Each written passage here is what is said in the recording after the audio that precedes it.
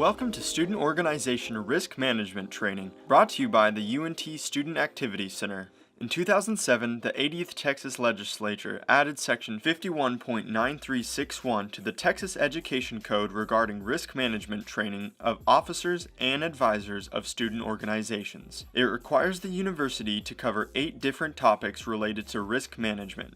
It requires advisors to attend risk management training once and specified officers to attend annually.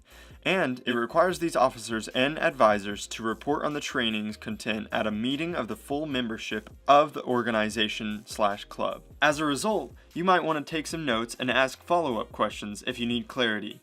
In order to ensure UNT is in compliance with the law, you will be asked to take a quiz at the end of this training. You will need to pass with a score of at least 70% to earn credit for your participation.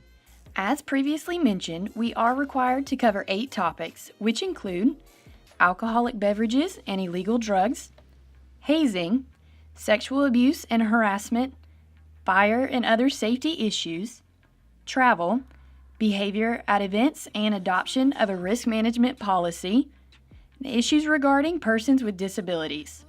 The first topic is possession and use of alcoholic beverages and illegal drugs, including penalties that may be imposed for possession or use. To the break of dawn, yo!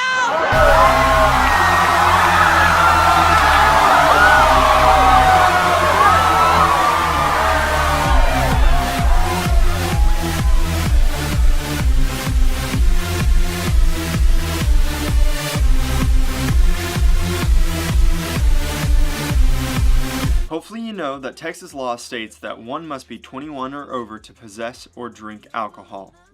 As you probably also know, being at a university with a mixture of students above and below legal drinking age causes problems for students and student orgs when underage students decide to drink. As a result, UNT has created specific policies for drinking on campus. Therefore, a student and student org is not only subject to criminal and or civil proceedings regarding violations of the law regarding both alcohol and illegal drugs, but also university proceedings through the Dean of Students.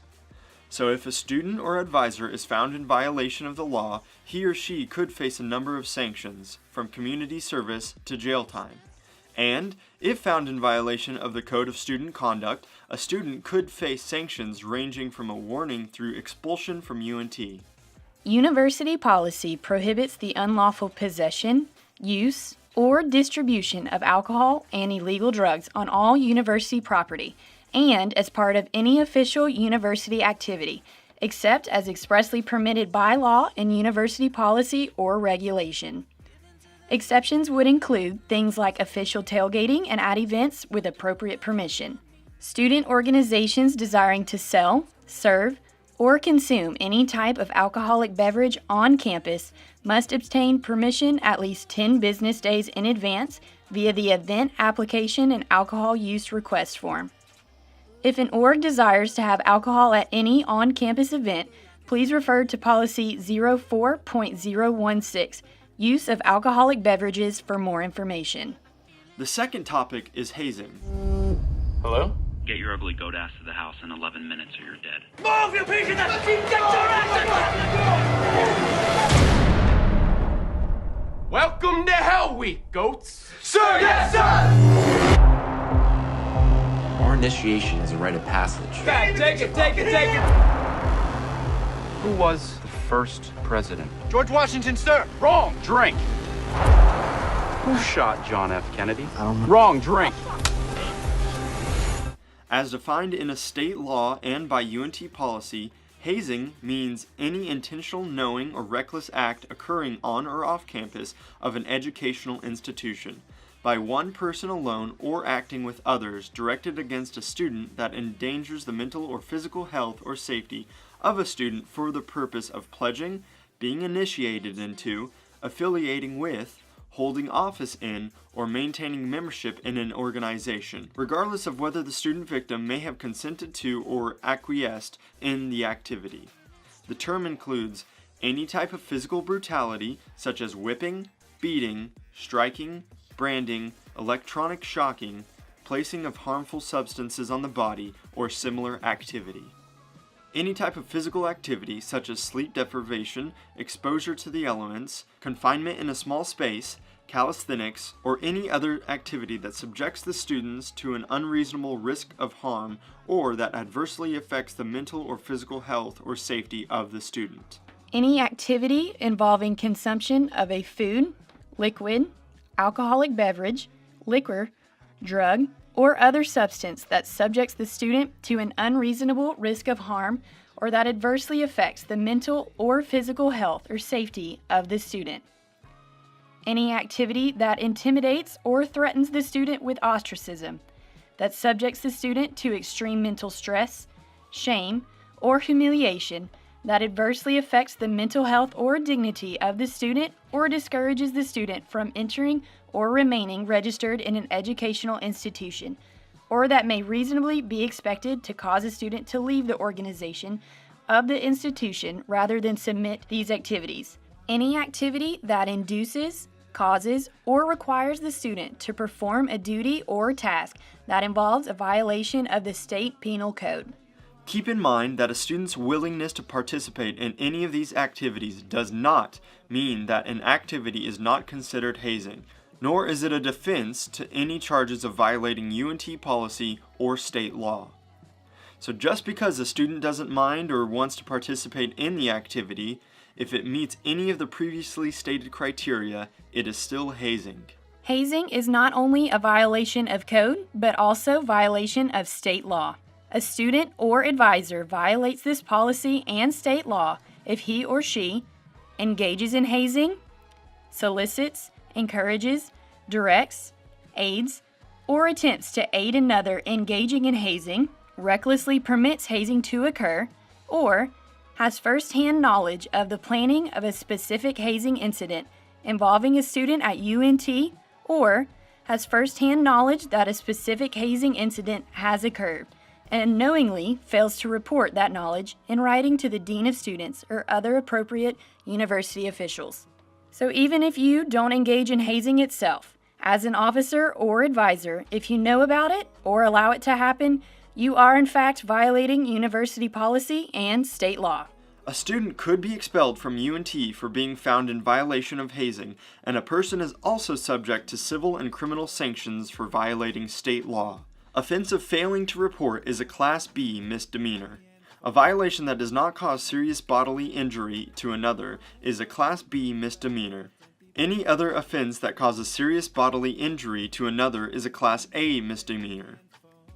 Any offense that causes the death of another is a state jail felony.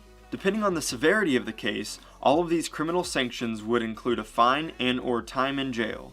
In addition, an organization violates this policy and state law if it condones or encourages hazing, or if an officer or any combination of members, pledges, or alumni of the organization commits or assists in the commission of hazing. An organization could be suspended from UNT for being found in violation of hazing, and is also subject to civil and criminal sanctions for violating state law, which include a misdemeanor offense punishable by a fine of $5,000 to $10,000 if the court finds that the offense caused personal injury, property damage, or other loss of at least $5,000 to up to double the amount lost or expenses incurred because of the injury, damage, or loss. The university may grant immunity from university-imposed sanctions for a violation of this policy to each student who voluntarily testifies against an individual who or organization that violates this policy. Any person who reports a specific hazing incident involving a student to the Dean of Students or other appropriate official of the university is immune from the university-imposed sanctions that might otherwise be incurred or imposed. The same goes with criminal prosecution. A person may be granted immunity from prosecution for reporting it. However, a person who makes a report in bad faith or with malice may be subject to disciplinary action. For help regarding hazing, please see resources on the UNT Dean of Students website, contact Student Activities, and/or the UNT Hazing Hotline, 940-369-STOP. The third topic is sexual abuse and harassment. Griffin, I never noticed you before. I like what I see. Okay. Oh no, I dropped my pencil. Oh, I'll get it for you. Yeah, this is gonna work out just fine. It is a violation of the code to engage in acts of dating violence, domestic violence, sexual misconduct, sexual abuse, sexual harassment, sexual exploitation, sexual violence, or sexual coercion as defined by state, international and federal law, and university policy. Sexual harassment is defined in the code as unwelcome sex-based verbal or physical conduct that, in the employment context, unreasonably interferes with a person's work performance or creates an intimidating, hostile, or offensive work environment, or, in the education context, is sufficiently severe, persistent, or pervasive that the conduct interfered with a student's ability to participate in or benefit from educational programs or activities. Conduct is sufficiently severe, persistent, or pervasive if it is frequent or threatening or humiliating in nature, unreasonably interferes with or limits the student's ability to participate in or benefit from the university's educational program or activities, including when the conduct reasonably can be considered to create an intimidating, hostile, abusive, or offensive educational environment. Conduct constituting sexual harassment toward another person of the same or opposite sex is prohibited by this policy.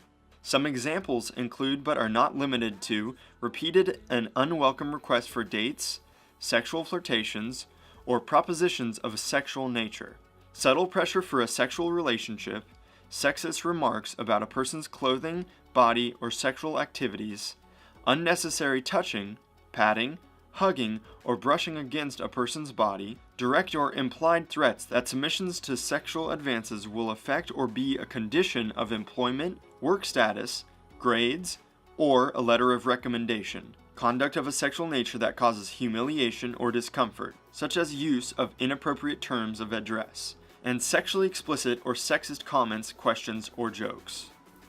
What do you do if you need help? If it is not related to employment status, students and other individuals, including guests of the university, are encouraged to report suspected sexual harassment to the Office of Equal Opportunity or to the Dean of Students. UNT employees should contact Human Resources. If you are not safe, call 911. If you need help for an incident which happened on campus, call the UNT Police Department at 940-565-3000. If the incident happened elsewhere in Denton, call the Denton Police Department at 940-349-8181. If the incident happened outside of Denton, call the law enforcement agency that has jurisdiction in the location where it occurred. Do what you need to do to feel safe. You do not have to go through this alone. You can reach out to someone you trust for support. The Denton County Friends of the Family 24-hour crisis hotline at 940-382-7273 can provide advice and options for how to proceed. The fourth topic is fire and other safety issues, including the possession and use of a firearm or other weapon or of an explosive device. 911, anyone? 911.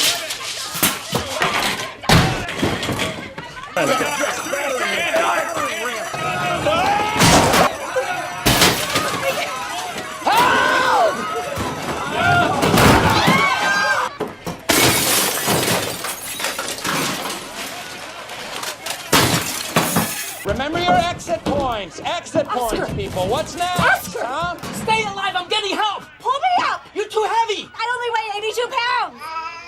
Save Bandit! This is a combination of a number of policies all in one section related to safety issues.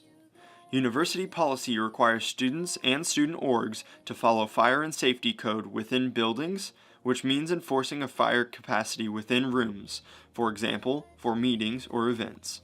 Before you have a meeting or event, know the capacity of the room and don't let in more people than max.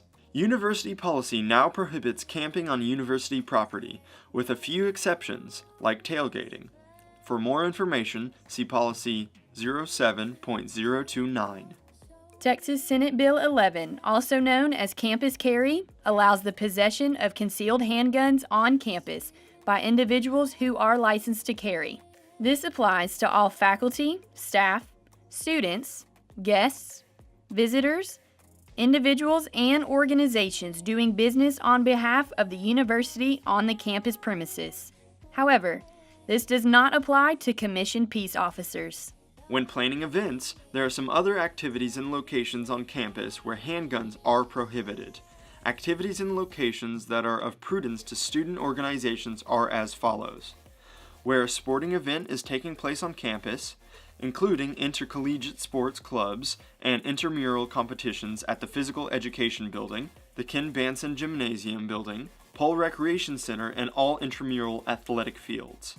Where large-scale events happen, such as Union and Gateway ballrooms, Union Lyceum, Coliseum, RTVF Theater, Main Auditorium, Murkison Performing Arts Center, and Vortman's Concert Hall. Where student services occur on campus, including Goolsby Chapel and Union Meditation Room, and any place that a religious service is taking place. This list does not include all activities and locations prohibited, just those that are most likely to impact student organizations. For the full list, visit campuscarry.unt.edu. When an organizational activity meets the criteria for prohibiting concealed carry, signage must be posted in compliance with the Texas statute in the areas where concealed handguns are prohibited. However, it is in the organization's best interest to inform attendees in advance that concealed handguns are prohibited in these locations. For more information, contact Officer Kevin Crawford with the UNT Police Department or refer to campuscarry.unt.edu. It is a violation of the code to have unauthorized use or possession of ammunition, explosives, or other objects that are dangerous or flammable, or that could cause damage by fire or explosion to persons or property. It is also a violation of the code to tamper with or misuse security or safety equipment like fire alarms. The fifth topic is travel to a destination outside the area in which the institution is located. We are driving. We are driving. We like driving. We like driving. We like driving. We like driving. We are eating. We are eating. We are driving again. We are driving. We are driving again. We are driving. How long does this go on for? The whole way. Yeah. Driving again. We are driving. We are driving again. We are driving. We are here. We are here. If your student organization is traveling, you must follow University Policy 07.001, Student Travel Policy, which is mandated by state law. The policy applies to activities or events that are located more than 25 miles from campus, and when the travel is required by the student organization or funded by and requires use of a vehicle owned or leased by the university. The policy discusses different safety precautions for different modes of travel, including, among others, common sense, following the law, maintaining van capacity at 10 individuals, and upholding sleep requirements and mileage per day limits. If the travel meets the criteria of the policy, an org must obtain written approval for the travel from its UNT faculty or staff advisor, or the department head responsible for funding or organizing the travel before the date of the event or activity. The sixth topic is behavior at parties and other events held by a student organization.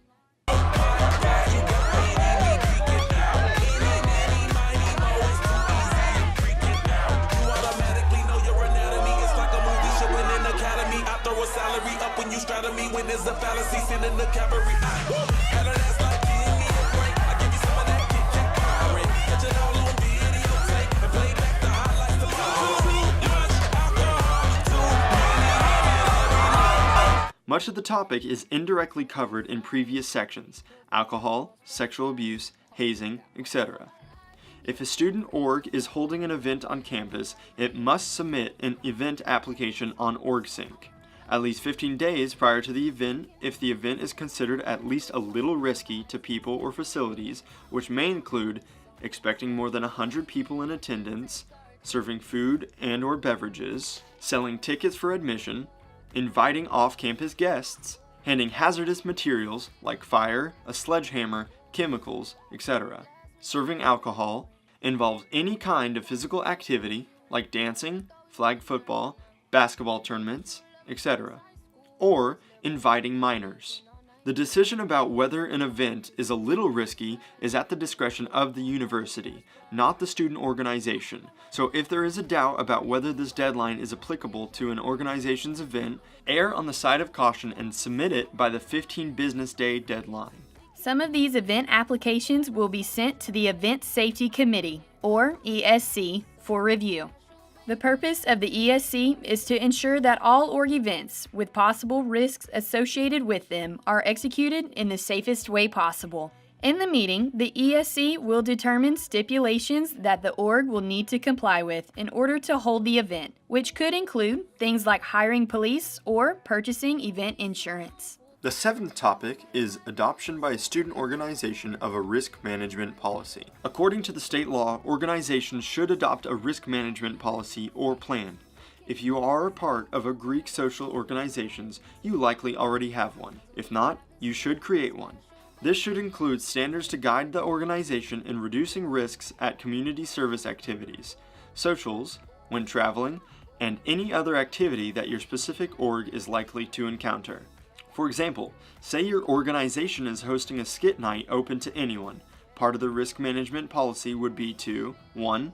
Identify risks that occur for each activity of the event. In this case, for example, there is an injury on stage or even in the audience. 2. Identify ways to reduce the identified risk and prevent potentially harmful things from happening. In this case, the organization would want to check equipment prior to use and make sure electrical cords are taped down so that people don't trip over them. 3. Create a plan for what to do if something harmful does happen. In this case, plan ahead and have information on the nearest hospital, train event staff on the location of facility exits, and have a first aid kit at the event. As you probably know, we live in a society that loves to sue. And, unfortunately, if something bad happens, the person is likely to sue the organization, officers of the org, and possibly others. In a court of law, if you can show that you made an effort to reduce risks and followed protocol listed within your plan, your personal and organizational liability will be decreased. If you have a national affiliation, the national organization should be able to help you create a risk management plan. If not, Student Activities can help.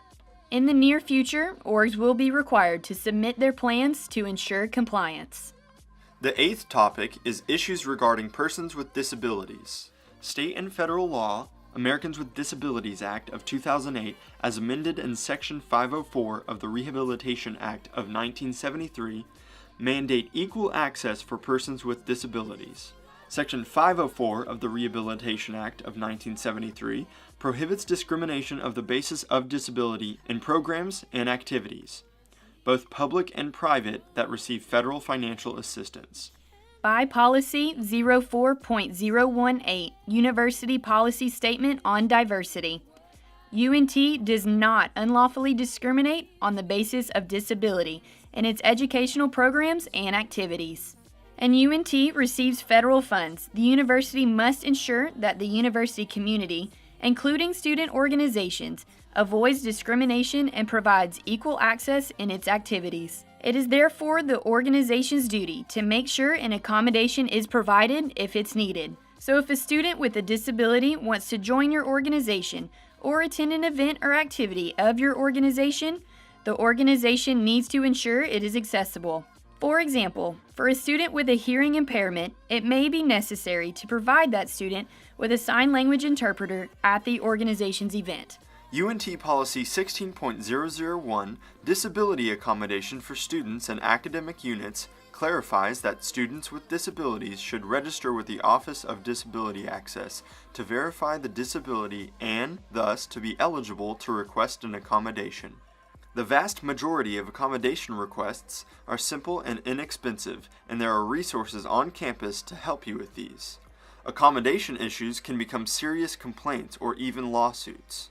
So, if your organization receives a request for accommodation, talk to Student Activities or the Office of Disability Access for help. which may include helping the organization explore ways to fund accommodations. The Office of Disability Access is located in Sage Hall, 167, and online at disability.unt.edu. What you should know about the Code of Student Conduct as it relates to risk management. As has been alluded to, code applies to students and student organizations. A student group will be responsible for the actions and conduct of its members when one or more of its members acting in the capacity of their membership commit a violation of the code. Student groups found in violation of the code will be subject to disciplinary procedures and sanctions in the same manner as individual students, except that the student groups cannot be permanently removed from the university. For organizations, sanctions vary from warning to loss of registered status or ability to have socials to suspension. For students, sanctions include a warning to expulsion. The code applies to conduct that occurs on university premises, at university activities, and also to conduct that may occur off campus that could adversely affect the university community and/or pursuit of the university's educational mission, or that could create a hostile environment for a student on campus. In a nutshell, this means that you represent UNT and your organization wherever you are. If you have questions about any of the material in this presentation, contact Student Activities and Union 345 at 940-565-3807 or at student.activities@unt.edu. Quiz time! As mentioned at the beginning of training, you will need to complete a quiz in order to ensure UNT is compliant with the law. You will need to pass with a score of at least 70% to earn credit for the participation. You will be notified of your score via email. Please go to studentactivities.unt.edu/risk to take